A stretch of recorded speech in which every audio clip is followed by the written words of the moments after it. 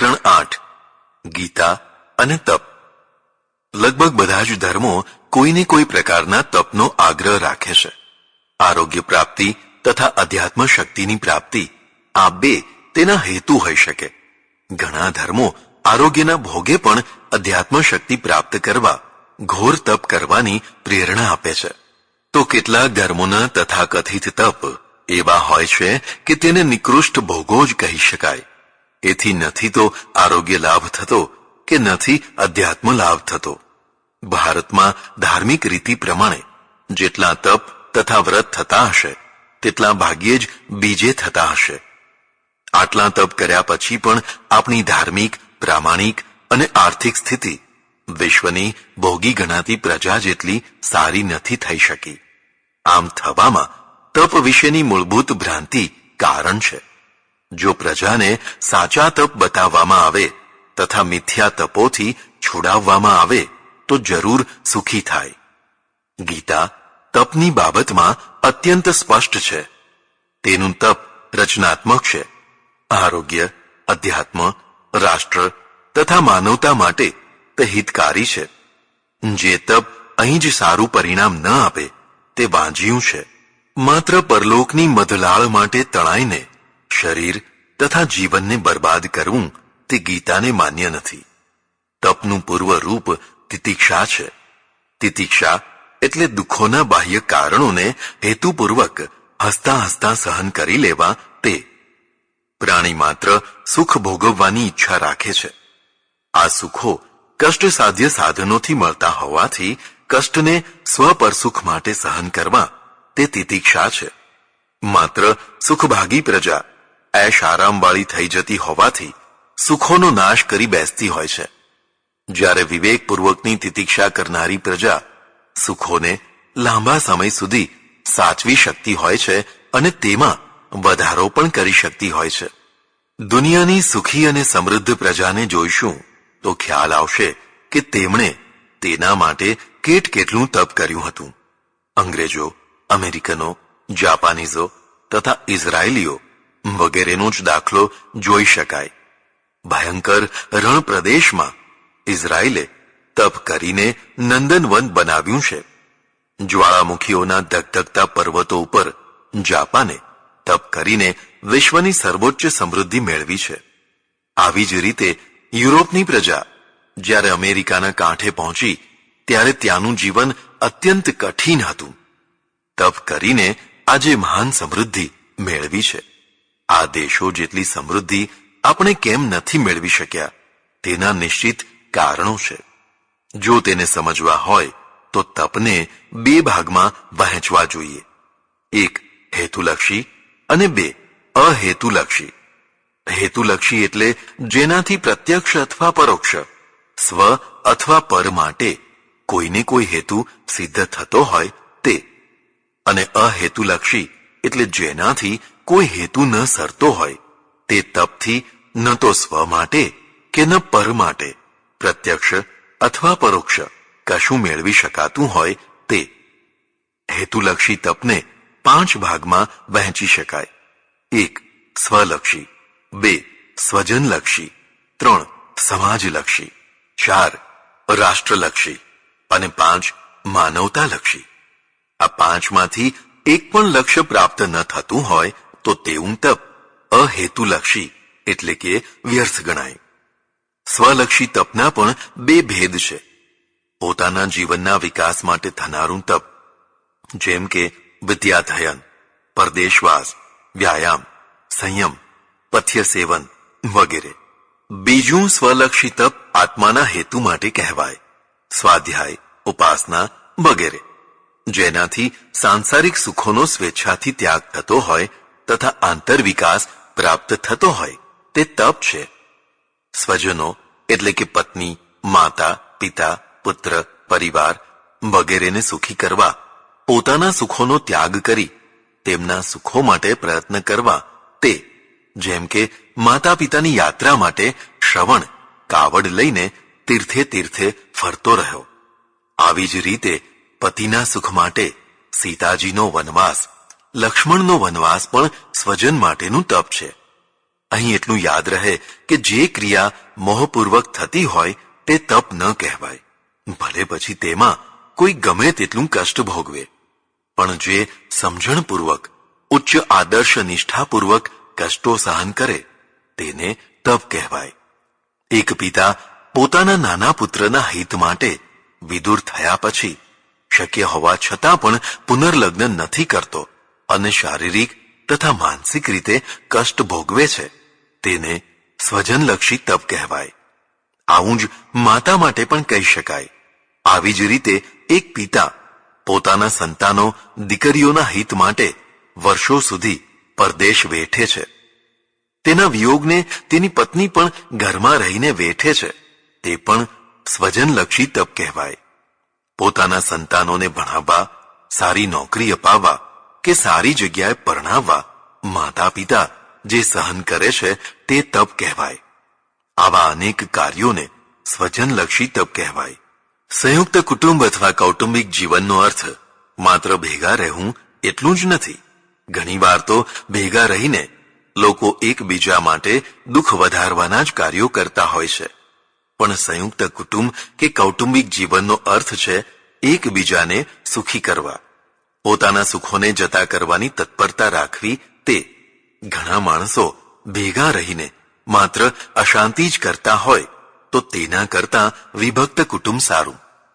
ત્રીજું તપ સમાજલક્ષી છે. પોતાના સમાજના હિત માટે પોતાના તન મન ધનનો ભોગ આપીને પ્રયત્ન કરતા રહેવું તેને સમાજલક્ષી તપ કહેવાય. ચોથું રાષ્ટ્રલક્ષી તપ કહેવાય. પોતાના દેશ માટે જે પોતાના સુખો જતા કરીને તન મન ધનથી પ્રયત્ન કરતો રહે છે તેને રાષ્ટ્રીય તપ કહે છે.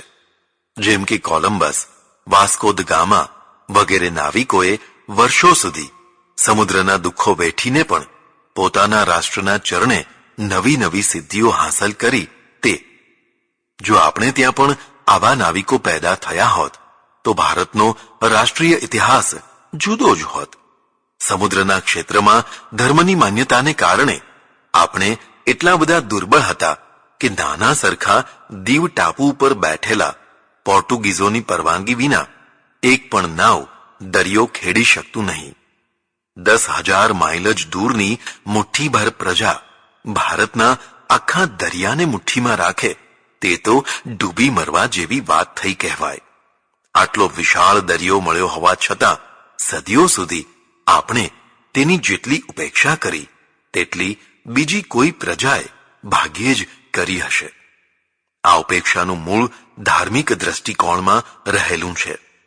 મિથ્યા દ્રષ્ટિકોણથી પ્રજાએ પાળેલો ધર્મ તેને દુર્બળ બનાવવામાં નિમિત્ત રહ્યો. યુરોપથી વ્યાપાર કરવા માટે કે જ્ઞાન માટે નીકળેલ પ્રવાસીઓએ જ ભારે કષ્ટો ભોગવ્યા છે. તે તેમના રાષ્ટ્રને સમૃદ્ધ કરવા માટે પાયાના તપ થયા છે. આપણે આવા પ્રવાસીઓ, સાહસિકો પેદા ન કરી શક્યા, કારણ કે આપણે રાષ્ટ્રીય તપમાં ધ્યાન જ ક્યાં આપ્યું છે. આપણે તો આત્માના મોક્ષ માટે વધુ ધ્યાન આપ્યું લાગે છે. રાષ્ટ્રીય તપ વિના રાષ્ટ્ર મહાન ન બને. રાષ્ટ્ર માટે તપ કરનારી પ્રજા મહાન પ્રજા બનતી હોય છે, પણ રાષ્ટ્રવાદ વિનાની લાંચ રૂશ્વત વગેરેના પોતાના જ રાષ્ટ્રના હીરને ચૂસનારી પ્રજા રાષ્ટ્ર વિરોધી, રાષ્ટ્ર શોષક બનતી હોય છે. ઉપરથી નીચે સુધી અને નીચેથી ઉપર સુધીના માણસો જળો બનીને રાષ્ટ્રની નાની મોટી નસોને ચોંટી પડ્યા હોય તો રાષ્ટ્રને હાડપિંજર બનાવવાનું કામ પ્રજા પોતે જ કરી નાખતી હોય છે. આવી પ્રજાના દુર્ભાગ્ય પર આંસુ પાડવાનો કશો અર્થ નથી. તે જેટલી દુઃખી થાય તેટલી ઓછી છે, કારણ કે રાષ્ટ્ર માટેનું તે તપ નથી કરતી. ધર્મોએ આવા તપનો મહિમા પ્રચુર પ્રમાણમાં બતાવ્યો નથી, એટલે ધાર્મિક તપોમાં તન્મય રહેનારી પ્રજા રાષ્ટ્રીય તપથી દૂર ભાગે છે. પૂરી માનવતા માટે જે પોતાના સુખોના બલિદાન આપે છે તે માનવતાલક્ષી તપ છે. નાત જાત અને ધર્મ સંપ્રદાયનો ભેદ કર્યા વિના માનવ માત્ર, જંતુ માત્ર માટે દુઃખોને સહન કરનારા આપણે કેટલા પેદા કર્યા. ભૂખે ટળવળતા, ટાઢે થરથરતા, તાપે બળબળતા, ધાર્મિક તથા સામાજિક અન્યાયે હળહળતા, નોકરી ધંધા વિનાના ઠેર ઠેર ભટકતા અસંખ્ય માણસો વચ્ચે આપણે રહીએ છીએ, પણ તેમના હિત માટે આપણે શું કરીએ છીએ? ધર્મે તો પૂર્વના કર્મોનું બહાનું આગળ ધરી જવાબદારીથી મુક્તિ મેળવી લીધી. એટલું જ નહીં, તે દિશા પ્રત્યે ઉપેક્ષાનું વાતાવરણ સ્થાપી દીધું. એટલે આપણે યજ્ઞો, સપ્તાહો, સમૈયાઓ, 56 ભોગો, યાત્રા સંઘો વગેરેમાં હોંશે હોંશે જેટલું આપીએ છીએ તેટલું માનવતાના કાર્યોમાં નથી આપતા. આ રીતે એક અત્યંત ધાર્મિક, તપસ્વી પણ માનવતાલક્ષી તપમાં ઘણો પાછળ રહી જાય છે. તપને માત્ર પરલોક, મોક્ષ કે ધર્મની રૂઢ માન્યતાઓ સુધી જ આબદ્ધ કરી નાખવાનું આ પરિણામ છે. આવો આપણે ગીતા દ્વારા તપને સમજવા પ્રયત્ન કરી શ્રી કૃષ્ણ મહાભારત યુદ્ધને રાષ્ટ્રીય તથા માનવતાના હિત માટેનું તપ સમજે છે. કારણ કે યુદ્ધ કરવું એ કાંઈ મોજ શોખની વસ્તુ નથી. દેશો માટે પોતાના પ્રાણોની આહુતિ આપવા તૈયાર થનાર વ્યક્તિ મહાતપસ્વી છે. જો પ્રજા આવા તપસ્વીઓ પેદા ન કરે અને માત્ર દેહદમન કરનારા વ્યર્થના તપસ્વીઓ જ પેદા કરે તો તેનો રાષ્ટ્રીય ઇતિહાસ આંસુઓનો જ ઇતિહાસ બની જાય. ગીતા તિતિક્ષાથી શરૂઆત કરીને તપને તેની પરાકાષ્ઠાએ પહોંચાડે છે. માત્ર સ્પર્શાસ્તુ કૌંતેય શીતોષ્ણ સુખ દુઃખદાહ આગમાં પાયનો નિત્યા સસ્તાંસ્તિ તિક્ષસ્વ ભારત. હે ભારત, જેણે મહાન લક્ષ્યો મેળવવા હોય તેણે ઇન્દ્રિયોના ગમતા કે અણગમતા વિષયો સાથેના સંબંધોને આવનારા જનારા ક્ષણિક સમજીને સહન કરી લેવાના. અર્થાત મહાન લક્ષ્ય મેળવવા માટે ઈચ્છુક માણસે ઇન્દ્રિયોના ગમતા સંબંધોમાં રાગી થઈને લુબ્ધ નહીં થવાનું અને ન ગમતા પણ અંતે સારા પરિણામ આપનારા સંબંધોથી દૂર નહીં ભાગવાનું. આવી દ્રઢતાવાળી સ્થિતિથી વ્યક્તિ તિતિક્ષુ બને છે. આવો જ માણસ તપસ્વી થઈ શકે છે. ભગવાન તપને પોતાની વિભૂતિ માને છે. તપશ્ચાસ્મી તપસ્વીષુ, તપસ્વીઓમાં તપ એ મારી વિભૂતિ છે. દૈવી સંપત્તિમાં પણ તપની ગણના કરવામાં આવી છે. તપ વિનાનો માણસ તેજસ્વી ન થઈ શકે. ભોગ લોલુપતા અને તેમાંથી પ્રગટ થતી સ્વાર્થ લોલુપતામાંથી છોડાવનાર કોઈ હોય તો તે તપ છે. પણ પ્રાચીન કાળથી અત્યાર સુધી તપનો અર્થ ક્રૂરતાપૂર્વક દેહદમન કરવાનો પણ થતો આવ્યો છે. આવા તપને ગીતા અમાન્ય કરે છે. એટલું જ નહીં, તેવા તપને આસુરી તપ પણ કહે છે. અશાસ્ત્ર વિહિતમ ઘોરમ તપ્યન્તે યે તપો જનાહ દંભાહંકાર સંયુક્તાહ કામ રાગ બલાન્વિતાહ કર્ષયંતઃ શરીરસ્થમ ભૂતગ્રામ મચેતસઃ મામ ચૈવાંત શરીરસ્થમ તાન્વિધ્યાસુર નિશ્ચયાન. દંભ અને અહંકાર વાળા મનુષ્યો કામનાઓ અને આસક્તિના બળથી પ્રેરાઈને કેવળ મૂઢતાપૂર્વક શાસ્ત્રે ન કહ્યું હોય તેવું શાસ્ત્ર વિરુદ્ધ ઘોર તપ કરતા હોય છે. તેમના આવા ઘોર તપથી શરીરના 5 ભૂતો તથા દેહધારી આત્મતત્વને અને પરમાત્માને પણ તેઓ કષ્ટ આપે છે. આવા અનાડી તપસ્વીઓને તું આસુરી તપસ્વી જાણ. ઉપરના શ્લોકો તપના વિચાર માટે ભારે મહત્વના છે. ઘોર તપ કરવામાં પ્રબળ ઈચ્છા શક્તિ જોઈએ. તેના વિના કઠોર દેહદમન ન થઈ શકે. આવા તપ કરવાની મનોભૂમિકામાં હું તપસ્વી છું તેવા દંભ અને દર્પથી અન્ય તપસ્વીઓ અથવા અતપસ્વીઓ પ્રત્યે નફરત પેદા થાય છે.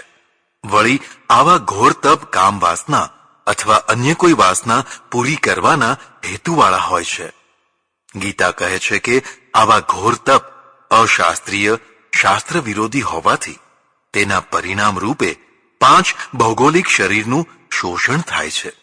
ગીતા મધ્યમ માર્ગ અથવા સહજ માર્ગને મહત્વ આપે છે, જ્યારે આ ઘોર તપસ્વીઓ તો અંતિમ માર્ગને જ મહત્વ આપે છે. કઠોર ઉપવાસો દ્વારા શરીરને સૂકવી નાખવાથી આત્મલાભ થતો નથી. ભગવાન બુદ્ધે 45 દિવસના કઠોર ઉપવાસ પછી આ નિર્ણય કર્યો હતો. આવી જ રીતે સતત ઊભા રહેવાથી, એક પગે ઊભા રહેવાથી, ઊંધા લટકવાથી, પંચધૂણી કે ધૂણી તાપવાથી, વાળ ખેંચવાથી, ભૂખ તરસ વેઠવાથી કશો જ આધ્યાત્મિક લાભ થતો નથી. ગીતા કહે છે કે આ તો શરીરને પીડનારા અને આત્માને પણ દુઃખી કરનારા આસુરી પ્રકૃતિવાળા તપસ્વીઓ છે. અર્જુન, આવા તપથી દૂર રહે. વ્યર્થનું જીવન બરબાદ ન કર.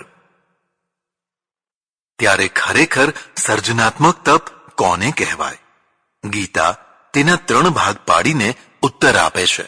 દેવ દ્વિજ ગુરુ પ્રાજ્ઞ પૂજનમ શૌચ માર્જવમ બ્રહ્મચર્યમ અહિંસા ચ શારીરમ તપ ઉચ્યતે. જે માણસ પરમાત્મા, વિદ્વાનો, ગુરુજનો અને આધ્યાત્મિક સ્થિતિવાળા મહાપુરુષોનું પૂજન કરે છે, અર્થાત તેમના પ્રત્યે આદર, શ્રદ્ધાભાવ રાખી તેમને ગમતા કાર્યો કરે છે તે, તથા જે માણસ શરીર અને વસ્ત્રાદિને સ્વચ્છ રાખવા સ્નાનાદિ કરે છે તે, તથા જે માણસ અત્યંત સરળતાથી એટલે કે કુટિલતા વિના સૌની સાથે વ્યવહાર કરે છે તે, તથા જે માણસ પોતાની પત્નીમાં જ સંતુષ્ટ રહી સંયમ પાળે છે તે, અને જે માણસ અકારણ નિર્દોષ જીવોની હિંસા નથી કરતો તે શારીરિક તપ કરનારો તપસ્વી ગણાય છે. ગીતાની દ્રષ્ટિ હંમેશા ગુણો ઉપર રહે છે અને ગુણો જ માનવ જીવનના વિકાસમાં મહત્વનો સર્જનાત્મક ફાળો આપતા હોય છે. એટલે ગીતાએ શારીરિક તપમાં મહત્વના 5 ગુણો બતાવ્યા છે. 1. પરમેશ્વરથી વડીલો સુધીનું પૂજન. 2. શારીરિક સ્વચ્છતા. 3. વ્યવહારની સરળતા. 4. સંયમ. અને 5. અહિંસા. આ 5 ગુણોને ઉલટા કરી નાખો તો આવી સ્થિતિ થાય. 1. ઈશ્વર, વિદ્વાનો, ગુરુજનો અને આધ્યાત્મિક પુરુષોનો અનાદર અથવા તો તિરસ્કાર. 2. શરીર, વસ્ત્ર, આવાસ, આંગણું, ફળિયું, ગામ વગેરેને ગંધાતું રાખનાર, જ્યાં ત્યાં થૂંકનાર, ગમે ત્યાં કચરો નાખનાર, ગમે ત્યાં મળમૂત્રનો ત્યાગ કરનાર, પોતાના દ્વારા પોતાને તથા પાડોશી આડોશીને દુર્ગંધમય બનાવનાર. 3. જેના વ્યવહારમાં કુટિલતા રહેતી હોય, છેતરવા અને ઠગવા માટે જેના મન, વાણી અને વર્તણૂક જુદા જુદા હોય તે. 4. જે પરસ્ત્રી અથવા અશાસ્ત્રીય કામ વાસના ભોગવતો હોય તે. અને 5. જે નિર્દયી થઈને નિર્દોષ જીવોની હિંસામાં રત રહેતો હોય તે. આવા માણસો ઘોર ઉપાસના કરે, પંચધૂણી તાપે કે ઊંધા માથે લટકે તો પણ ગીતા તેમને તપસ્વી માનવા તૈયાર નથી. જેમ શારીરિક તપની ગુણલક્ષિતા બતાવી તેવી જ રીતે હવે વાણીના તપ માટે કહે છે. અનુદ્વેગ કરમ વાક્યમ સત્યમ પ્રિયહિતમ ચયત સ્વાધ્યાય વ્યસનમ ચૈવમ વાંગ્મય તપ ઉચ્યતે. ઉદ્વેગ ન થાય તેવી સત્ય, પ્રિય અને હિતકારી વાણી તથા સ્વાધ્યાયનો અભ્યાસ કરવો એ વાણીનું તપ છે. ઘણીવાર ઘોર તપસ્વીઓ ચીડિયો સ્વભાવ, ક્રોધ, ઘૃણા, ઈર્ષ્યા અને અસહિષ્ણુતાના શિકાર થતા હોય છે, કારણ કે તેમની શારીરિક દુર્બળતા તેમનું મન તથા બુદ્ધિને રોગિષ્ઠ બનાવી દેતી હોય છે. આવા અવિવેકી તપસ્વીઓની વાણીમાં ઉદ્વેગ પમાડનાર તત્વો ઘણા હોય છે. તેથી તેઓ સમીપના માણસને શાંતિ પમાડી શકતા નથી. તેમના અંતેવાસીઓ તેમનાથી ત્રાસી ગયેલા અને ઘણીવાર દ્રોહી પણ બની જતા હોય છે. ગીતા કહે છે કે આવા તપસ્વીઓ તે ખરા તપસ્વી નથી. ખરો તપસ્વી તો સત્યપ્રિય અને હિતકારી વાણી બોલે. મારી વાણીથી કોઈને ઉદ્વેગ તો નહીં થાય ને, તેની ચિંતા કરે. તે આધ્યાત્મિક ભૂમિકા પ્રાપ્ત કરાવનાર સદ્ગુણોનું અધ્યયન કરતો અને કરાવતો રહે. જેની વાણીથી લોકોને શાંતિ અને સ્વસ્થતા મળે તે વાણીનું તપ કહેવાય. આવી જ રીતે હવે મનનું તપ બતાવે છે. મનઃ પ્રસાદ સૌમ્યત્વમ મૌન માત્મ વિનિગ્રહ ભાવ સંશુદ્ધિરિત્યેતત તપો માન સમુચ્યતે. મનને સતત પ્રસન્ન રાખવું, સૌમ્ય ભાવ, મૌન, મનનો સંયમ અને ભાવનાની શુદ્ધિ, આનું નામ માનસિક તપ કહેવાય. દેહ દમન ઉપર ભાર મૂકનારાઓએ મન વિશે ખાસ કાળજી રાખી નથી. દેહ દમન વાળું તપ સૌને દેખાય છે, એટલે તેમાં પ્રદર્શન વૃત્તિ સહજ રીતે ઉત્પન્ન થઈ આવે છે. 50 દિવસના ઘોર ઉપવાસ કરીને શરીરને કાંટા જેવું બનાવી નાખનાર માણસની દુર્બળતા, અશક્તિ પૂજાતી હોય છે, કારણ કે તપનું પરિણામ શરીરની ક્ષીણતા દ્વારા દેખાય છે. પણ આવો ઘોર તપસ્વી માનસિક રીતે વિષય વાસનાના ચિંતનમાં ડૂબેલો રહે તો પણ તે દેખાતું નથી, એટલે તેની પૂજ્યતાને આંચ આવતી નથી. ગીતા આવા પ્રદર્શિત તપની જગ્યાએ અંતરદર્શિત તપ ઉપર ભાર મૂકે છે. તે કહે છે કે જેનું મન સદા પ્રસન્નતામય રહીને પ્રસન્નતાની લાહણી કર્યા કરતું હોય તે માનસ તપ છે. માનો કે એક માણસને ધનહાનિ, પ્રગતિહાનિ કે માનહાનિ પ્રાપ્ત થઈ તો પણ તેની પ્રસન્નતા અખંડિત રહે છે, તો તે તપસ્વી જ છે. કેમ કે ગીતા ગુણો પર ભાર મૂકે છે, વેશ ઉપર નહીં.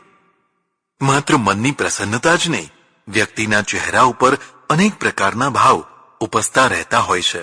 ચહેરાના ભાવ ઉપરથી વ્યક્તિની પ્રકૃતિ, વ્યક્તિત્વ તથા દ્રષ્ટિકોણને પારખી શકાય. ચંદ્રની માફક શીતળતા અને પ્રકાશ પાથરનાર ચહેરાને સૌમ્ય ભાવવાળો ચહેરો કહેવાય. આવો ચંદ્ર જેવો નિર્મળ, શીતળ, તેજસ્વી ભાવભર્યો જેનો ચહેરો હોય તે માનસ તપસ્વી છે. મનની તૃપ્તિમાંથી પ્રસન્નતા અને પ્રસન્નતાથી સૌમ્ય ભાવ પ્રાપ્ત થાય. આ સૌમ્ય ભાવનું ભૂષણ મૌન છે. ઓછું બોલવું, ન બોલવું, જરૂરી હોય તેટલું જ બોલવું, આ તપ છે. બકબક કરતા રહેવું તે બકવાદ છે. બકવાદી માણસ તપસ્વી ન હોઈ શકે.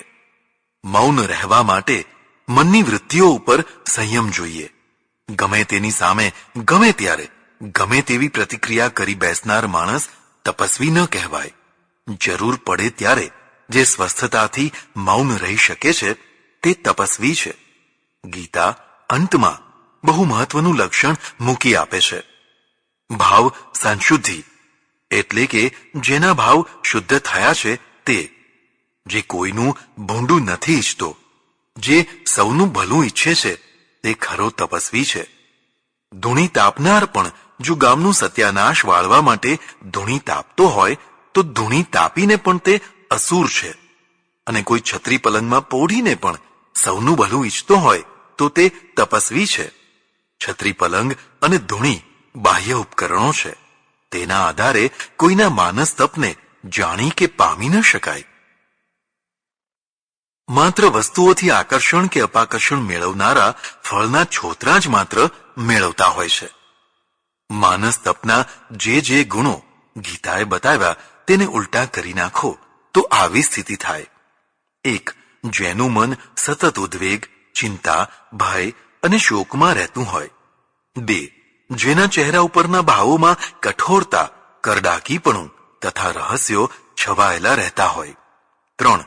જે બકબક કરતો હોય. 4. જે મનનો દાસ થઈ ગયો હોય. અને 5. જેના આંતરિક ભાવો અશુદ્ધ રહેતા હોય, અર્થાત જે લોકોનું ભૂંડું ઈચ્છતો હોય. આટલા વિરુદ્ધ લક્ષણો હોય અને છતાં ઉપરથી તે કઠોર તપ કરતો હોય તો ગીતા તેને તપસ્વી માનવા તૈયાર નથી. ઉપરના 5 ગુણોથી જેનું મન ભરપૂર છે તે સંસારી હોય તો પણ તપસ્વી છે, કારણ કે ગીતા ગુણો ઉપર ભાર મૂકે છે. શરીર, વાણી અને મનના દ્વારા 3 પ્રકારના તપ બતાવ્યા પછી ગીતા હજી બીજા 3 ભેદ બતાવવા માંગે છે. પ્રકૃતિના 3 ગુણોના કારણે પણ 3 ભેદ થાય છે. જુઓ, જે માણસ ફળની આકાંક્ષા રાખ્યા વિના પરમ શ્રદ્ધાથી યુક્ત થઈને ઉપર બતાવ્યા તે તપ તપે છે તે સાત્વિક તપ છે. પણ જે તપ કરવાથી સત્કાર, માન તથા પૂજન મળશે તેવી આશાથી તપ કરે છે તથા જે પ્રદર્શન માટે દંભ કરે છે તે રાજસ તપ છે. આવું તપ અસ્થિર અને ક્ષણિક હોય છે. કારણ કે પોતાના તપ પ્રદર્શનને જોનાર, જોઈને દ્રવીભૂત થનાર, દ્રવીભૂત થઈને સત્કાર, માન, પૂજા વગેરે કરનાર જન સમુદાય હશે ત્યાં તો આ તપ થશે. પણ જ્યાં આવો જન સમુદાય નહીં હોય ત્યાં આ તપ નહીં થાય, સમાપ્ત થઈ જશે. આ તપનો હેતુ લોકરંજન છે. તેનાથી આધ્યાત્મિક વિકાસ કે લાભ નથી થતો, ઉલટાની હાનિ થાય છે. જે મૂઢતાપૂર્વક હઠથી મન, વાણી અને શરીરને ભારે પીડા આપીને બીજાનું અનિષ્ટ કરવા માટે તપ કરાય છે તે તામસ તપ કહેવાય છે. ગીતા તપને આગ્રહપૂર્વક જીવનમાં સ્થાન આપે છે, પણ ઉપર કહ્યા પ્રમાણે તે તપના પ્રકાર પાડે છે. તે રાજસ અને તામસ તપોથી દૂર રહેવા પ્રેરણા આપે છે. તે ઘોર દેહદમન તથા અવિવેકપૂર્વકની પીડાને તપ નથી માનતી. તે ધર્મના નામે પકડાયેલા મૂઢ ગ્રાહ છે. ગીતા શરીર, વાણી અને મનના હેતુલક્ષી તપને માને છે, જેનાથી પોતાના સદ્ગુણો વધે તથા બીજાને લાભ પહોંચે તેવા તપને માને છે. રાષ્ટ્ર, સમાજ, વ્યક્તિ તથા માનવતા માટે હસતા હસતા કષ્ટો વેઠવા તે તપ છે. પ્રજા સાચા તપ તરફ વળે અને મિથ્યા તપોથી છૂટે તો જરૂર કલ્યાણ થાય.